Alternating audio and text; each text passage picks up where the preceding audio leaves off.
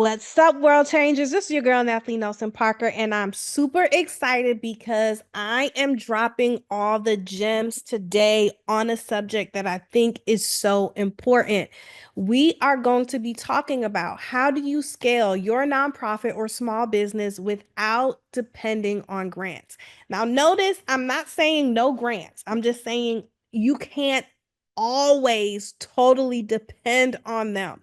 And I'm going to show you how to break free from that grant dependency and give you the strategic planning and revenue focused mindset. Listen, if there's anything that I know how to raise money, whether that's through grants and then taking that skill set and using it to be able to track income, whether that's through contracts, proposals, strategic partnerships. And so this is what this presentation is going to do. It's going to explore the pathways to sustainable growth through diversified income streams. And notice, I'm not saying no to grants. I'm still a grant writer. I still believe in grants. We still have some funding for particular programs that is enabled by grants, but it can't be your only source of revenue. And I want to show you how to make sure that you take that skill sets of grants and be able to continue to generate funds in your nonprofit or small business. So let's jump in. I want us to be realistic with where we are right now in terms of what's happening in the economy, what's happening in society, the political landscape, and all of the changes that have really impacted the way funders are giving grants, right? There are some limits when it comes to grant dependency because of the rapidly changing landscape. Foundations are a little bit more conservative, or maybe they're not funding the same types of things.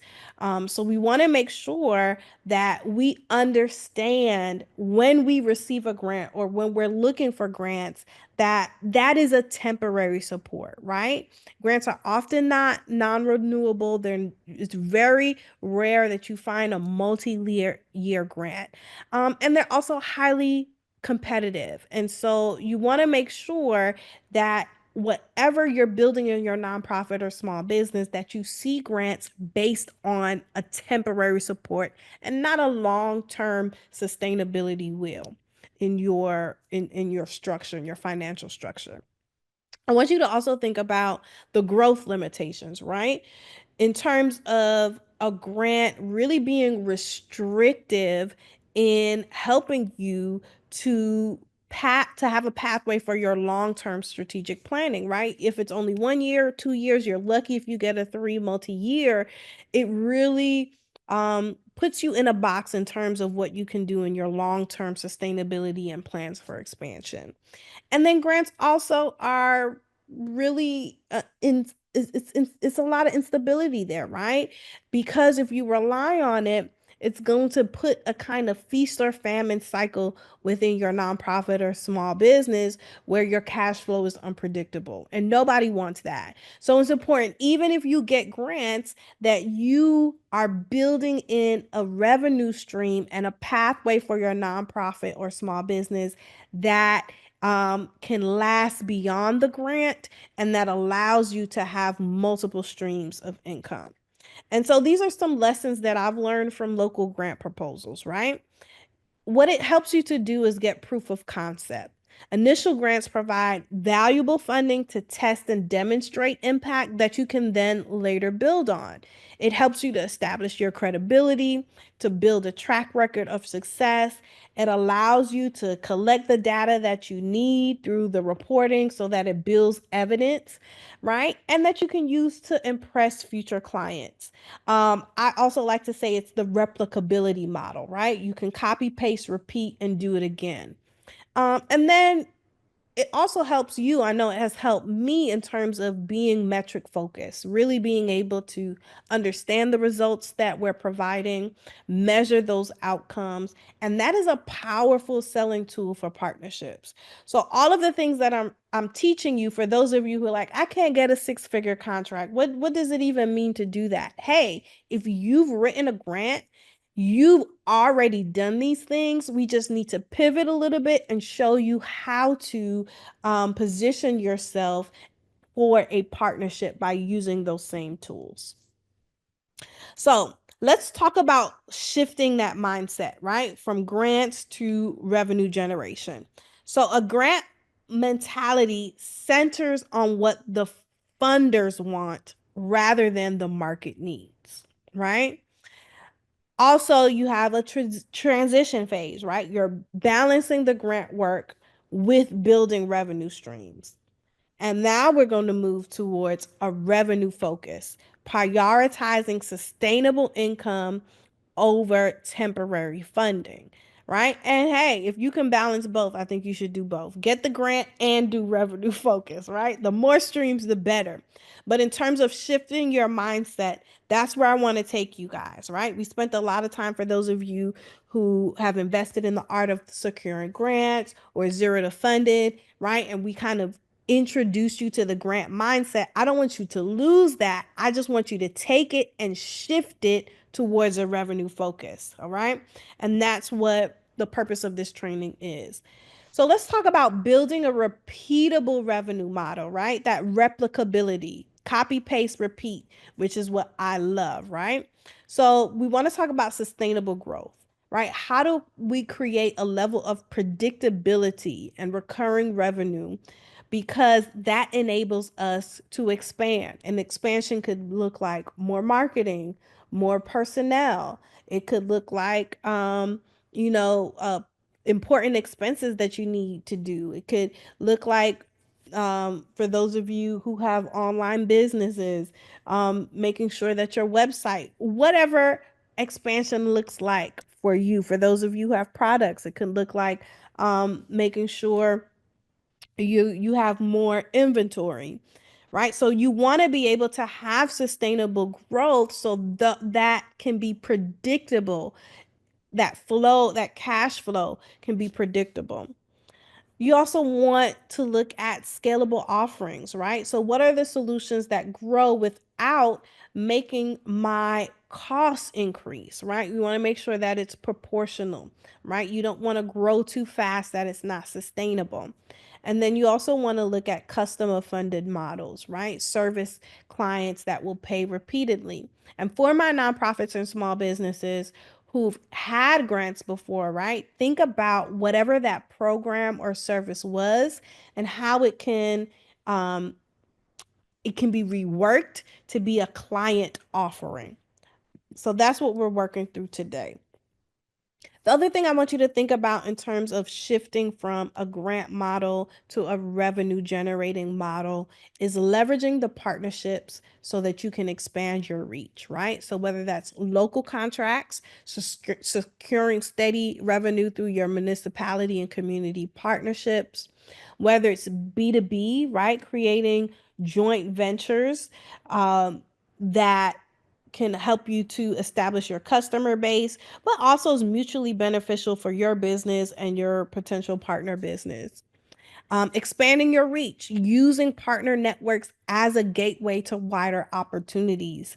That is so important. There have been times, particularly when we were first moving into our consulting firm, where I took really, really small projects. And made it mutually beneficial. Like, hey, yes, we can come in at this price, but can you promote us on your networks? Can we have access to your email list? You know, there are different ways that you can make partnerships mutually beneficial. For them, we provided a service, and for us, it got us in the face of other potential clients. So, again, thinking strategically in terms of the long game and how revenue can be generated in your nonprofit or small business. And then strategic alliances, right?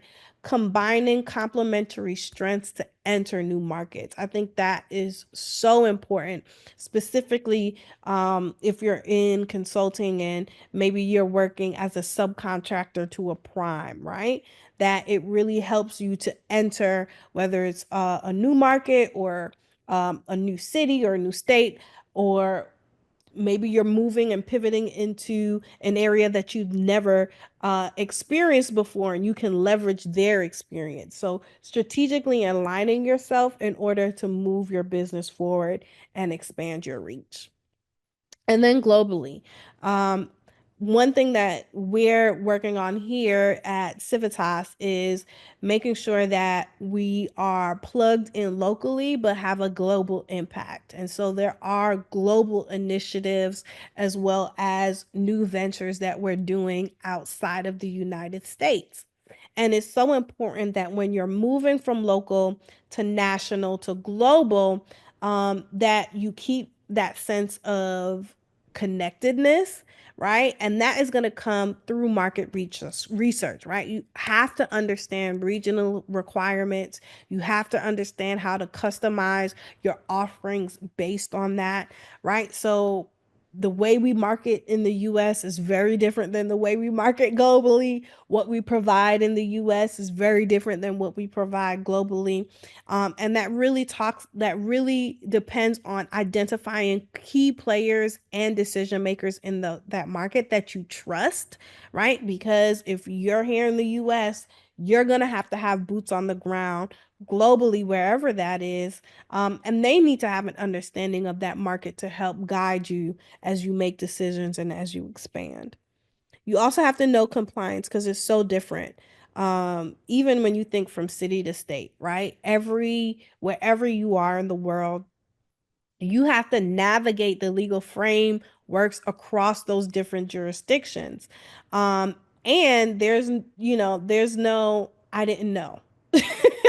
Right? That could cost you in the long run. So you want to make sure that you have built-in systems to maintain that consistent compliancy standards across the board. And I mean, this is going to help you. This is what it means to grow, to sustain, to have revenue options across local, national, global boards in a way that, one grant can't really help you grow. And so it's so important that you take the time to learn now and build on what you've learned with working with a funder, right? There's no difference of what we're sharing than you going through a grant application and making sure you're compliant. What we're doing now is just opening up our mindset and expanding our reach. And then we have to also know that you have procurement strategy, right? Learn how an institution purchases process go because it's so different. What are their requirements? What are their thresholds? Um, there are some clients that, we can ask for 50% upfront. There are some places where, hey, it's net 30, net 60. You're going to be working for 30. You're going to have to be able to cover the cost of that project for 30 days before you even see a paycheck. So you need to learn the institutional purchasing process. What are their requirements and thresholds? Again, so that you can know how to position yourself, but also so that you don't overextend yourself, and develop relationships with the procurement officers and buying committees, right? The great, just like you write a grant and you want to make sure that you not only answer every question, but you also know what the organization is looking for. You want to do the same thing in your procurement strategy. You really want to understand what are the client's wants, needs, and desires so that as they're making decisions around procurement, you already know who's on the committee, who's the decision maker, what are their capacity constraints, what are their needs, so that you can be able to win that business. So let's move into the next thing that I think is really important as you shift. We have to understand and invest in technology and automation for scale, particularly if you're a small business like ours, right? You want to make sure that you have the operations technology to streamline the delivery and ensure consistent quality across markets, whether that's in your invoicing, whether that's in your CRM, whether that's in how you communicate and deliver your service, products, or goods to your clients, right?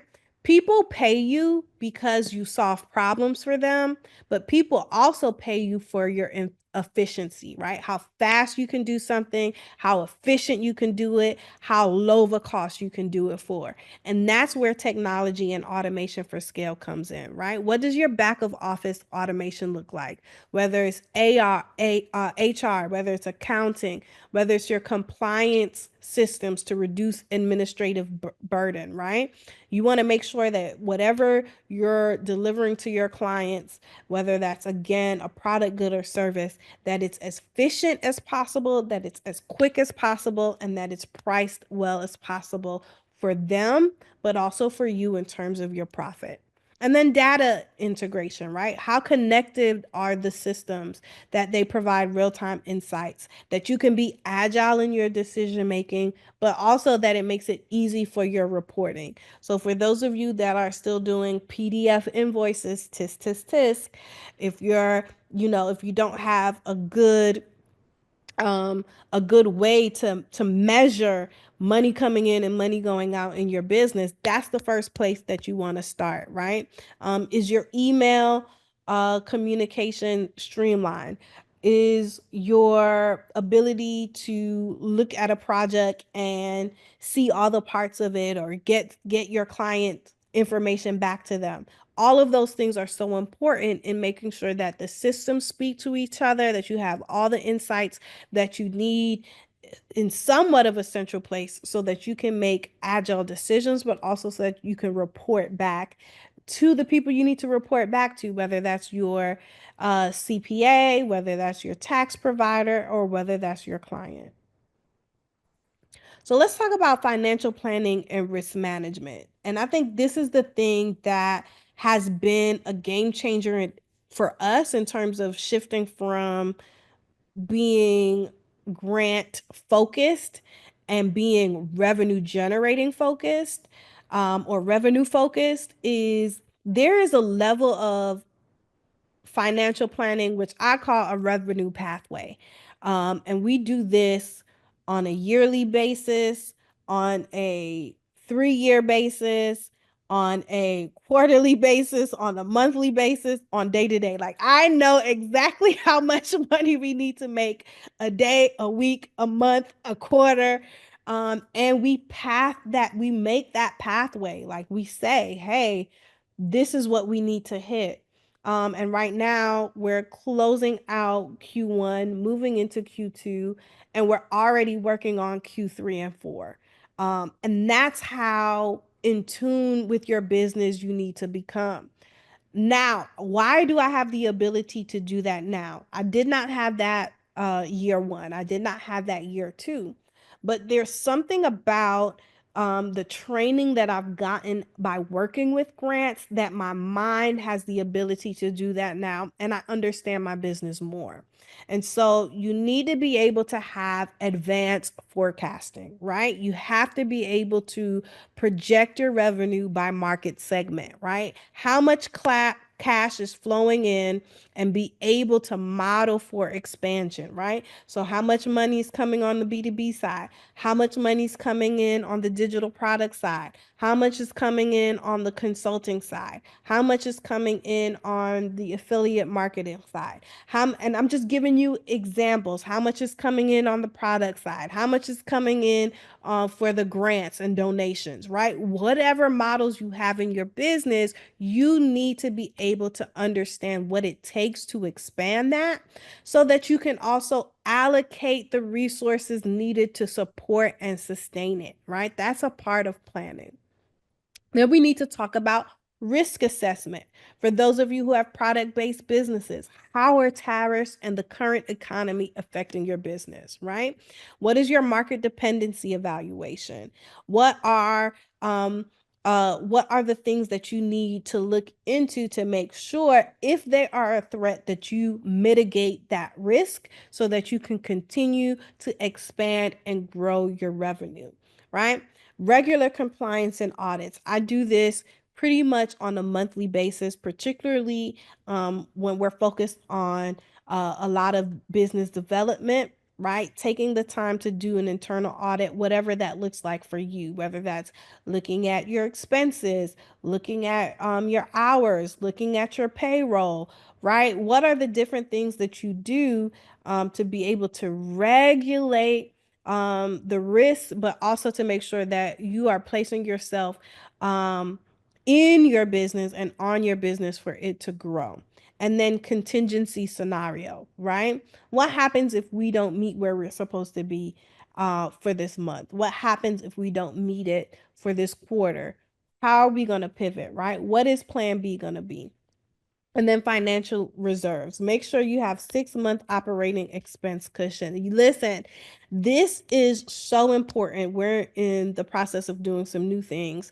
And I would say having that 6 month cushion really positions you to grow in other ways and shows that your business is thriving, shows that your nonprofit is thriving. And again, there that is only going to come with you being able to advance and look at that forecast, or what I call your revenue pathway, to be able to sustain that, right? Dedicated expansion capital fund, control your debt to equity ratio. That is so important, right? And I think all of this also depends on like what type of business. Are you bootstrapping? Do you have funders? Do you have partners? Are you investing your own personal funds? Are you getting grants? All of that determines how you're able to function and how much reserves you can have, right?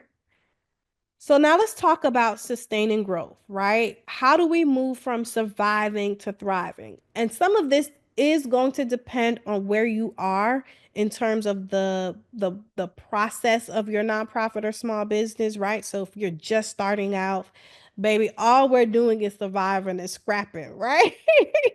But you do have to have a level of intentionality to move from surviving to thriving, right? And so some of the things that I think are really important to us, and that we really pride ourselves on, is how do we make sure that we please our clients in such a way that they continue to come back, right? How does a 1 month engagement turn into 6 months to a year, and how does a year turn to 3, 4, 5, right? And that is going to come through customer loyalty and customer retention. And so trying to achieve as close to 90%, at least 85% engagement, so retention, so that it drives that engagement and loyalty, but also brings you other business, right? There's nothing greater than somebody saying, hey, I use so and so and they were amazing, right? That builds confidence, right? And that makes sure that you can move into market expansion, right? Addressing unmet needs creates new opportunities, right? So having your business and your nonprofit be nimble enough that you're able to expand in new markets, even if you're doing the same thing, right? What I'm taught, we started with the art of securing grants. I'm not teaching you anything different than the art of securing grants, other than how to do the same thing in a different market, right?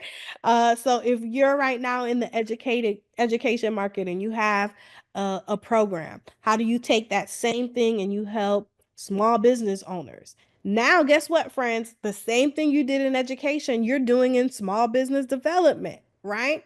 So I need you to think strategically, because that's how you're going to grow your revenue, right? Strategic scaling delivers consistent annual increases. And that's what I want to see for you. I want to see you go from the rat race of grant to grant to move to the thriving of client to client, contract to contract, proposal to proposal, invoice paid, invoice paid.